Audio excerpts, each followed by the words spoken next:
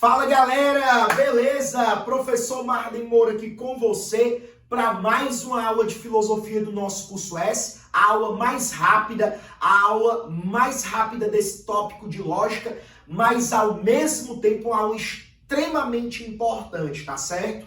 Nessa aula nós vamos tratar sobre os modos de inferência, ou melhor, sobre inferências lógicas. Existem diversas, mas lá no edital da UES existem dois tipos de inferências lógicas que são cobradas. O modus ponens e o modus tollens, tá bom? Professor, o que é inferência lógica? Inferência lógica é uma intuição lógica, tá bom? Ou seja, é uma regra lógica que é uma daquelas regras que você sempre vai utilizar para inferir, para concluir alguma coisa. Detalhe, esses dois tipos de inferências lógicas, são intuições lógicas básicas, ou seja, são intuições lógicas fundamentais, simples, que nós até utilizamos no nosso cotidiano, mas a lógica faz questão de formalizar. Professor, o que é o modus ponens? Se liga, galera. Modus ponens é um raciocínio que eu vou te dizer o seguinte, Toda vida que eu te der A, então essa setinha que é a setinha de implicação,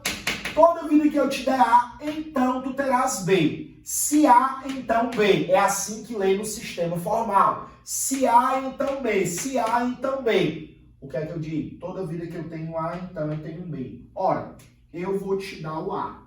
Se eu estou te dando A, é natural, é logicamente aceitável que, se eu te disse que toda vez que tu tiveres A, tu terás B, é logicamente normal eu aceitar que, se eu te dou A, tu terás B. Professor, mas eu ainda não entendi. Vamos traduzir isso na nossa linguagem natural, na nossa linguagem falada, na linguagem que a gente se utiliza para comunicar uma ideia, que a gente se utiliza para comunicar uma ideia que pode ser lógica, né? Espero que seja, mas muitas vezes não. Olha só, se eu disser assim, se João tirar nota inferior a 5, então João vai ser reprovado.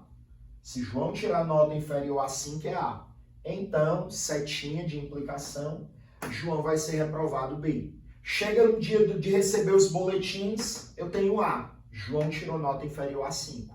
Eu preciso falar qual vai ser a consequência? Não, eu já sei que eu tenho B, ou seja, João foi reprovado. Então isso aqui é um tipo de raciocínio bastante simples, tá bom? Que aparece lá no edital e que vai ser cobrado de você. Por outro lado, nós também temos uma outra intuição lógica básica, que é o modus tollens, tá bom? Professor, o que é que seria esse modus tollens? É o seguinte, se A, então B, eu vou dizer que todas as vezes que eu te der A, então tu terás B. Se eu te dei A, então tu terás B.